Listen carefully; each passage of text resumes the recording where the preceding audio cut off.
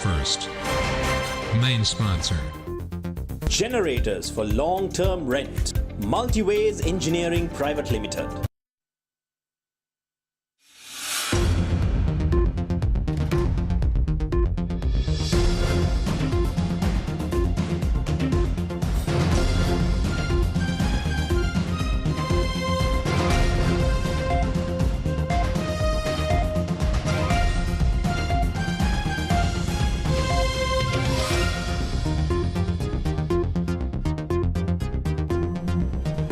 What's happening around the world and what's happening here at home. A very good evening. You're watching Primetime News coming to you live and direct from our Newsfirst studios here in Colombo.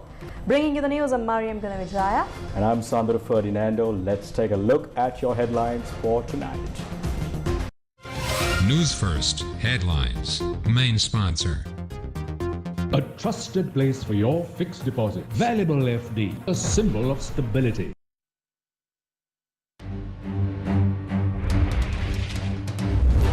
Depression in the southwest Bay of Bengal intensifies into deep depression. Heavy showers above 200 millimeters expected in many parts of Sri Lanka. GCE advanced level examination postponed for 3 days. 2025 budget proposal to be tabled on the 9th of January. IMF third tranche expected in April. Did not order to excavate in Veyangoda, Athanagala magistrate says in open court. 32 more Sri Lankan victims of human trafficking in Myanmar rescued. Newsfirst headlines. Main sponsor. A trusted place for your fixed deposit. Valuable FD, a symbol of stability.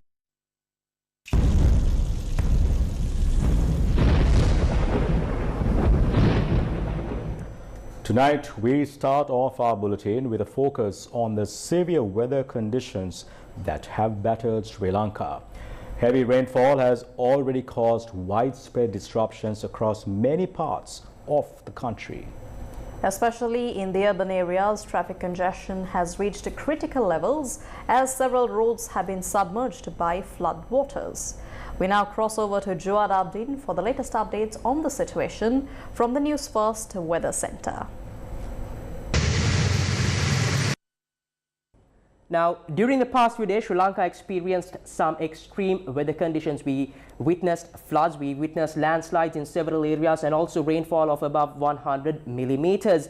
Now, we did report to you of a deep depression in the Bay of Bengal as well. Now, today, the Met Department reported that this deep depression that you see on the screen can intensify to become a cyclone by tomorrow, and rainfall of above 150 millimeters has also been predicted starting tomorrow. Now, apart from this, when you switch screens, you could see the direction that this deep depression is traveling towards. Now, starting today, it is at this point on the 31st. On Thursday, it is expected to be here on Friday. I beg your pardon, on the 28th on Thursday, in fact, it is expected to be here, and then on Friday the 29th here, and then it goes on all the way up until here the 3rd, which is a Tuesday.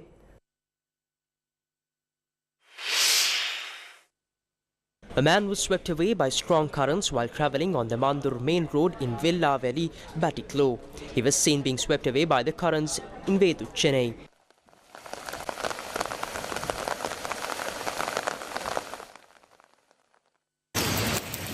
A 61-year-old woman in Binduruwava, Bandarawala, died after a beam from a nearby house collapsed.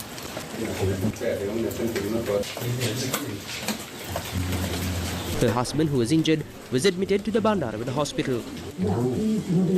A family of 3 was injured in Nelumwava, Badulla, after a mound of earth collapsed onto their house.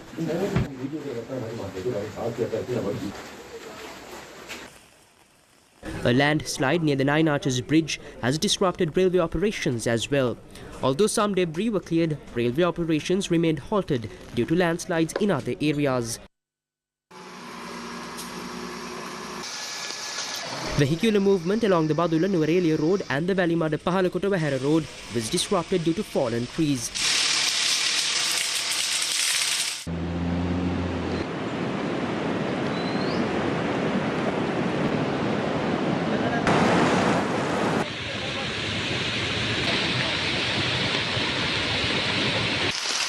Several houses in Rockton Haliala were damaged due to a landslide in the area.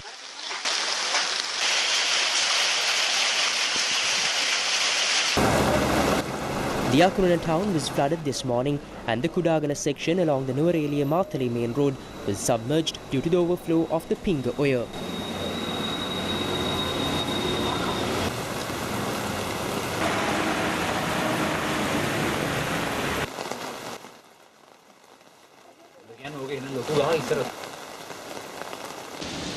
The Badiklo-Polonnaruwa main road is inundated.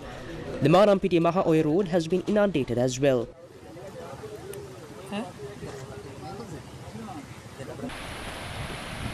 About 1,000 acres of paddy fields have been inundated in Lahugala, Ampara due to the overflow of the Hadda Oya.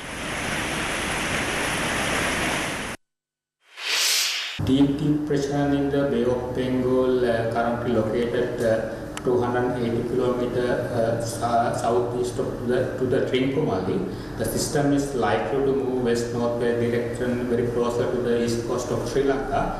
So it is likely to intensify as a cyclonic storm tomorrow evening. So therefore, system is very likely to move very closer to the east coast of Sri Lanka. This is due to effect of that system.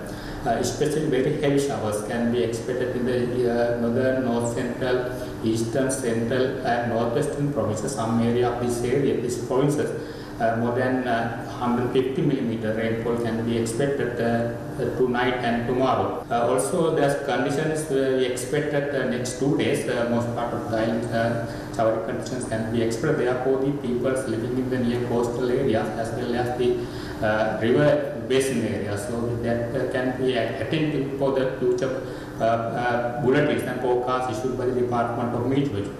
Also, in the sea, deep and shallow sea areas around the island will be very rough. We can expect a very heavy shower. Therefore, naval and fishing communities are requested to be not to go to sea until further notice of the Department of Meteorology. Landslide warnings have been issued for 9 districts including Badulla, Gaul, Kalutara, Kandy, Kegol, Matale, Matara, Nuwara-Eliya and Ratnapura. Now, as a result of this extreme weather that Sri Lanka is experiencing, several sluice gates around the island, in reservoirs around the island rather, have also been opened. 8 sluice gates of the Dadru Oya reservoir were opened this evening after the reservoir reached the overflow level. 2 sluice gates of the Upper Kotmale reservoir were also opened. 4 sluice gates of the Thabbova reservoir were also opened due to heavy rainfall.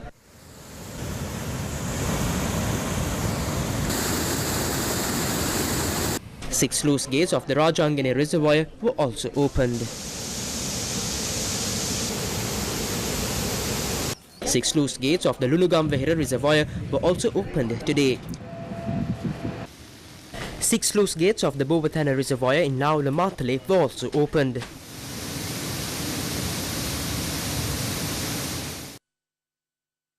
Now, in addition to the extreme weather events that we have reported here at Newsfirst today, something that has been happening is the A-level examination. Now, following this examination that took place today, the Department of Examinations confirmed that the A-level examinations scheduled to be happening on the 27th, 28th and 29th have been rescheduled for the 21st, 22nd and 23rd December.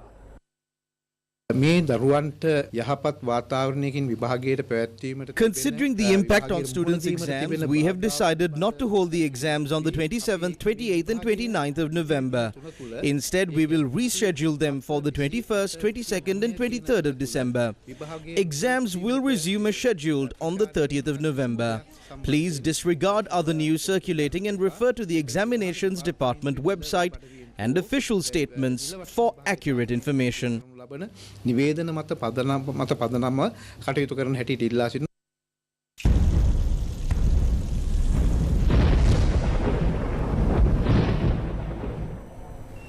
In other headline making news tonight, Deputy Minister of Economic Development Professor Anil Jayantha Fernando says that the third tranche of the extended fund facility by the International Monetary Fund will be dispersed by April next year. Meanwhile, the government has decided to present the budget proposal on the 9th of January. Details regarding these matters were clarified by Cabinet spokesperson Nalinda Jayatissa and Deputy Minister of Economic Development Professor Anil Jayantha Fernando at the Cabinet media briefing.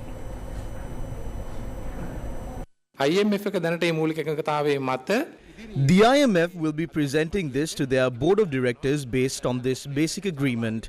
According to the information we received, it will be presented by the end of January. They will consider if we have adhered to the parameters of this agreement after the first and second reading of the budget. They will consider if the budget proposal is in line with this agreement, and the board of directors will then approve it. Besides that, there has not been any unwanted delays. It would most likely be dispersed by April. It was previously scheduled for March or April.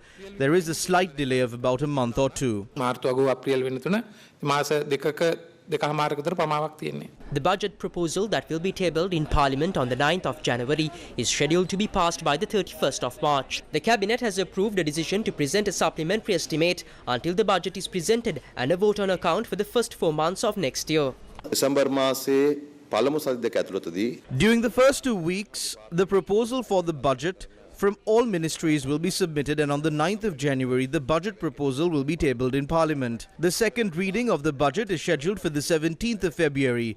The Cabinet has approved for steps to be taken to enable the debate on the budget to be conducted between the 27th of February and the 21st of March.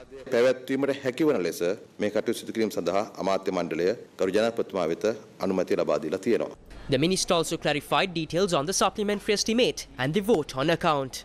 The Cabinet approved a decision to present a vote on account for the period from January to April. The debate on the vote on account is scheduled to be held on the 5th and 6th of December. Also, to cover the expenses for the rest of 2024, subject to the budget proposal that has been approved for 2024 and the debt ceiling for 2024, the President has received the approval of Cabinet to present a supplementary estimate. පරිපූර්ණක ඇසමේන්තුවක් ඉදිරිපත් කිරීම සඳහා මුදල් ක්‍රම සම්පාදන සහ ආර්ථික සංවර්ධන අමාත්‍ය ගරු ජනාධිපතිතුමා වෙත අමාත්‍ය මණ්ඩල විසින් අනුමැතිය ලබා දුන්නා. A supplementary estimate amounting to 219,373 million rupees has been prepared for the remaining period of this year. This includes reimbursing a sum of 3,213 million rupees paid by the central bank to advisors on the debt restructuring process, payment of 130,000 million rupees for the debt restructuring of Ceylon Petroleum Corporation and the payment of interest concessions, a sum of 32,641 for the additional interest paid by the banks of accounts owned by senior citizens, and 1,400 million rupees for the payment of increased pensions. Meanwhile, the Cabinet has approved yesterday the Cabinet paper tabled by the President in his capacity of the Minister of Finance and Economic Development on the proposal to restructure foreign sovereign debt. There are several sovereign bonds that we maintain locally. Therefore, based on the agreement entered into with the local consortium of Sri Lankan bondholders, there will be a bond swap for this debt. In this agreement to swap bonds, we considered the composition of this debt and the impact on the economy when the debt is repaid. We have already agreed with the IMF that we must maintain a sustainable debt level at 95% by 2032. Therefore, based on these parameters, the Cabinet of Ministers approved the proposal to issue new bonds in place of the old bonds. ණය තිරසාරත්වයේ පවත්වාගෙන යන්න ඕනේ 95/2032 වෙනකොට ඉන්නේ පාරාමිතීන්ට අනුකූලව කලින් තිබුණු බැඳුම් කර වෙනුවට අලුත් බැඳුම් කර ඉදිරිපත් කරන්න කැබිනට් මණ්ඩලයේ අනුමැතිය ලැබුණා. News First with the people. News First. Main sponsor. Generators for long-term rent. Multiways Engineering Private Limited. A trusted place for your fixed deposit. Valuable FD, a symbol of stability.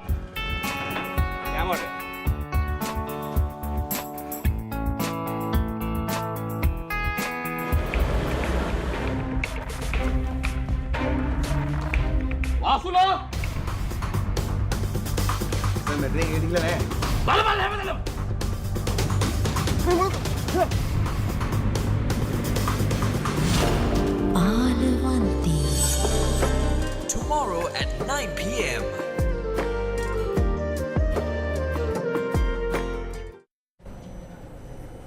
Athanagala Magistrate Manjula Kannaratna made a statement in open court today regarding the ongoing excavation in Wango. The Athanagala Magistrate Manjula Kannaratna explained that based on a report from the Police Special Task Force, an order had been issued to investigate the metal deposits discovered underground at the site. However, he clarified that no order had been given for the removal of these deposits. In his statement in open court, the magistrate also highlighted the public distress and damage to state property caused by the ongoing excavation, stressing the negative impact on the community and public resources. Meanwhile, 12 individuals have been arrested under allegations of conducting the excavation in search of valuable objects. They have been remanded until the 3rd of December. A report from the Department of Archaeology submitted to the court noted that the excavation was likely carried out with the intention of obtaining archaeological artifacts. As a result, the Department of Archaeology has instructed the police to proceed with legal action in accordance with archaeological regulations. Magistrate Kannaratna has further directed the police to file formal charges against the suspects within 1 week. The excavation was discussed during the cabinet media briefing held today.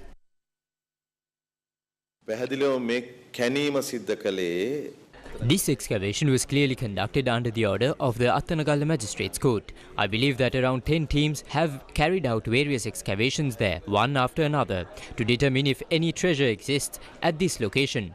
But the archaeological unit has dismissed these claims, stating that no such treasure has been found. However, several individuals have been arrested by the police and brought before the courts on multiple occasions. It is likely that the court's order was issued based on these arrests and court proceedings. This matter is not directly related to the government, the police or a state institute. The excavations were conducted using backhoes as per the magistrate's order. There has been no decision made by the government. Therefore, we do not believe that there is any hidden treasure at that location. The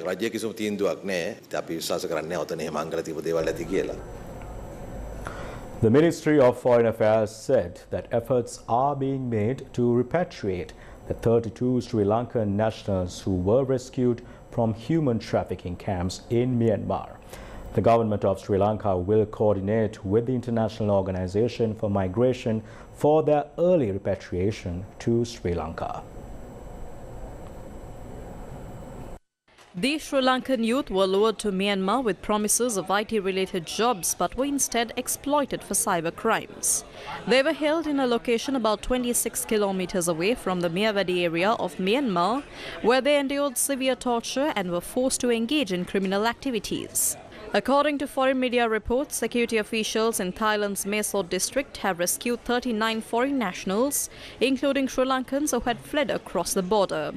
Among them were 32 Sri Lankans, 5 Nepalese, 1 Malaysian and 1 Russian. The group crossed the Moi River using natural paths from Myawaddy, Myanmar to Mysore district, Tak province, Thailand. The South China Morning Post reported that Sri Lanka's embassy in Bangkok had asked Thai authorities for help after it was informed that 32 of its citizens were trapped in Myanmar. The Ministry of Foreign Affairs said that the 32 Sri Lankans comprised of 8 females and 24 males. For nearly a year, Newsfirst has been highlighting the harrowing plight of Sri Lankan youth held captive by an armed group along the Myanmar-Thailand border. The Ministry of Foreign Affairs, along with the Sri Lankan embassies in Myanmar and Thailand, as well as the families of those detained, made significant efforts to secure the release of the trapped individuals. Former President Maithripala Sirisena arrived at the Commission to investigate allegations of bribery and corruption today to record a statement. Former President Maithripala Sirisena was summoned to the Commission to investigate allegations of bribery and corruption over an inquiry on an alleged bribe accepted by the former president for a presidential pardon over the Royal Park murder. He left the Commission after several hours of recording statements.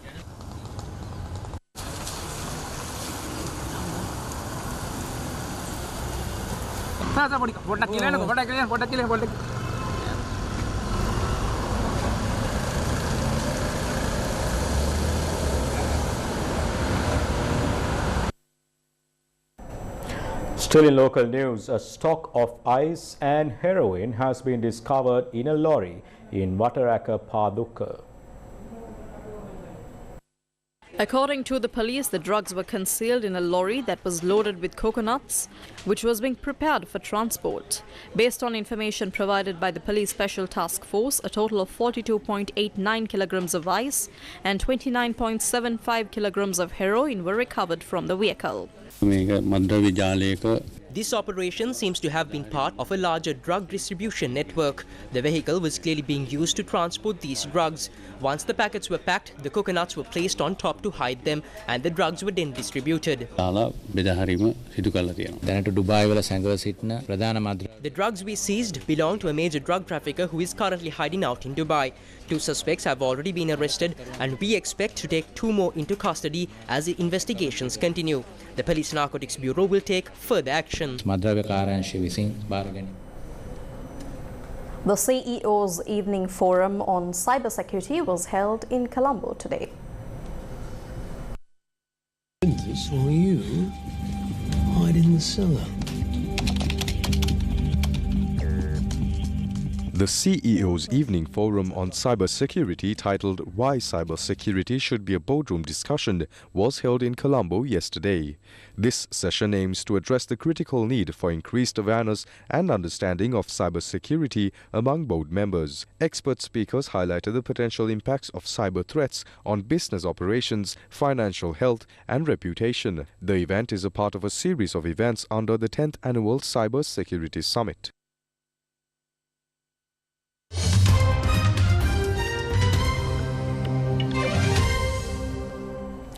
A federal judge has dismissed a major case against Donald Trump that alleged he illegally sought to overturn the 2020 election. Jack Smith, the special prosecutor who brought the criminal case against U.S. President-elect Donald Trump, had asked to have the charges dropped, citing a Justice Department policy that bans the prosecution of a sitting president. Judge Tanya Chutkan dismissed the case without prejudice, meaning the charges could be refiled after Trump finishes his second term. Smith has also asked to have his case charging Trump with improperly storing classified documents dismissed. Trump had pleaded not guilty in both cases. After leaving office, Trump crossed into unprecedented legal territory for a former president, becoming the first to face criminal trial and later conviction in a case tied to a payment made to adult film actress Stormy Daniels. At the beginning of the year, he faced nearly 100 criminal charges connected to 2 federal cases and others. Then the Supreme Court ruled this summer that he could not be prosecuted for official acts taken as president, and Trump went on to win the election a few months later. Now almost all the charges have been dropped, with Georgia state prosecution currently on pause.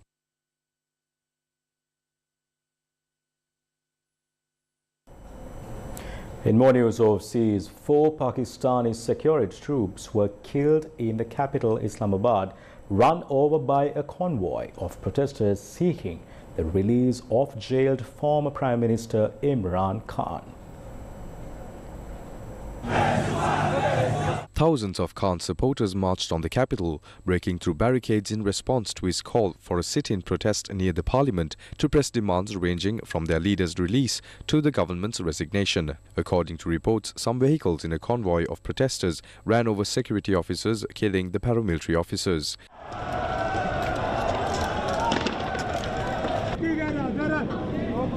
The Interior Ministry attributed the attacks to miscreants but did not identify them further, saying 4 troops were killed. Khan's Pakistan Tehreek-e-Insaf, or the PTI, did not immediately respond to a request for comment on the government's accusations. Khan's wife Bushra Bibi and a key aide Ali Amin Gandapur, who is the chief minister of Khyber Pakhtunkhwa province, led a march that wended its way into the capital early on Tuesday.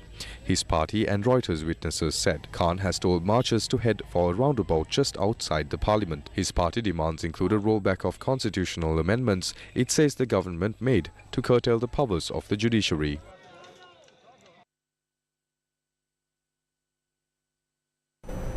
Also, in an update we just received, Sri Lanka's A team will return home midway from the ongoing series against Pakistan due to intense political protests in Islamabad.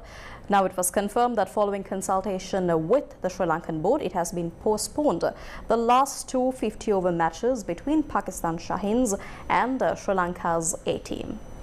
Moving on to some other local news, President Anura Kumara Desanayake has issued an extraordinary Gazette notification today outlining the duties and the functions of the newly appointed ministries. The Gazette notification covers several state institutions under different ministries, with a total of 94 institutions falling under the President's purview.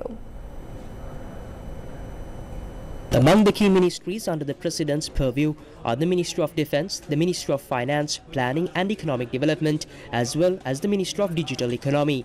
The Ministry of Defence will oversee 25 institutions, including the Tri-Forces, the State Intelligence Service and the Civil Security Department. The Ministry of Finance, Planning and Economic Development will manage 62 institutions, including the Central Bank of Sri Lanka, state banks, Department of Import and Export Control, National Lotteries Board, Excise Department, Inland Revenue Department and the Department of Customs. Other institutes under the Ministry of Finance, Planning and Economic Development include the Public Utilities Commission, Colombo Port City Economic Commission and the Magampura Port Management Company Private Limited, Mihin Lanka Private Limited, Board of Investment, 54 Canville Holdings Private Limited and the Employees Trust Fund. The 7 institutes under the Ministry of Digital Economy include Sri Lanka Telecom and its subsidiaries and allied institutions, Sri Lanka Computer Emergency Readiness Team, Data Protection Authority, Department of Registration of Persons and the Telecommunications Regulatory Commission. The Ministry of Energy oversees 12 institutions including the Ceylon Electricity Board, the Ceylon Petroleum Corporation, Petroleum Development Authority of Sri Lanka, Sri Lanka Sustainable Energy Authority and the Sri Lanka Atomic Energy Board. Major irrigation development projects including Uma Oya, Moragahakanda, Kaluganga, Ginganga, Nilwala, Malwatu Oya will fall under the purview of the Ministry of Agriculture, Livestock, Land and Irrigation. The Central Engineering Consultancy Bureau and its subsidiaries and affiliated companies and 29 other institutes also fall under the purview of the same ministry. A total of 26 institutions fall under the Ministry of Justice and National Integration. This includes key departments such as the Attorney General's Department, Legal Draftsman's Department, Department of Prisons and the Office on Missing Persons. The Ministry of Education, Higher Education and Vocational Education will oversee 26 institutions including the Department of Examinations, Sri Lanka National Commission for UNESCO, State Printing Corporation, Vocational Training Authority and the University Grants Commission. The Ministry of Women and Child Affairs oversees 6 institutions including the National Child Protection Authority. Lanka Satosi Limited, Mahapula Trust Fund, Consumer Affairs Authority and 17 other institutions will fall under the purview of the Ministry of Trade, Commerce, Food Security and Cooperative Development. The Ministry of Health and Mass Media will overlook 41 institutions. This includes the Online Safety Commission, National Institute of Health, National Authority on Tobacco and Alcohol, 1990 Suvasaria Foundation, National Medicines Regulatory Authority as well as the Sri Lanka Rupa Vahini Corporation and Department of Posts. The Ministry of Transport, Highways, Ports and Civil Aviation will overlook 16 institutions including the Civil Aviation Authority and the Airport and Aviation Services. The Ministry of Public Security and Parliamentary Affairs manages 5 institutions including the Sri Lanka Police and the Department of Immigration and Immigration. The Ministry of Foreign Affairs, Foreign Employment and Tourism oversees 9 institutions including the Sri Lanka Bureau of Foreign Employment, Sri Lanka Tourism Promotion Bureau and the Sri Lanka Tourism Development Authority. The Ministry of Environment oversees 12 institutions including the Department of Forest Conservation, Department of Wildlife Conservation. The Ministry of Urban Development, Construction and Housing oversees 19 institutions including Selendiva Investments Limited, Colombo Lotus Tower Management Co. Private Limited and the State Engineering Corporation. The Local Government Service Pension Fund, divisional secretariats and governors have been placed under the Ministry of Public Administration, Provincial Councils and Local Government. The Ministry of Industry and Entrepreneurship Development will overlook 34 institutions including the Export Development Board. According to the Gazette, the Ministry of Rural Development, Social Security and Community Empowerment oversees institutions including the Social Security Board and the Department of Samurdhi Development. Meanwhile, the Ceylon Electricity Board has rejected recent false claims regarding the upcoming electricity tariff revision. In an official statement, the board clarified that it plans to submit a tariff revision proposal for 2025 to the Public Utilities Commission of Sri Lanka before the 6th of December. Now, the PUCSL had previously rejected its proposal to reduce electricity tariffs by 6 to 11%. And this proposal had been based on projected expenses for the last quarter of the year, as well as revenue from the second and third quarters and loan repayments incurred between 2014 and 2022. Additionally, the CEB noted that the PUCSL has requested for the tariff revision proposal to be resubmitted, this time focusing on the first 6 months of 2025, effective the 1st of January rather than the final quarter of 2024.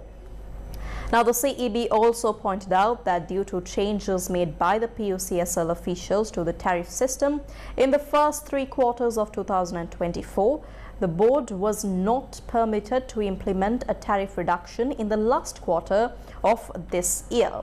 The CEB also further emphasized that the loans taken during 2014 to 2022 period were necessary because the PUCSL had failed to revise the electricity tariffs despite the CEB's prior approval. And with that, we wrap up news for tonight. Thank you very much for watching. Good night and take care.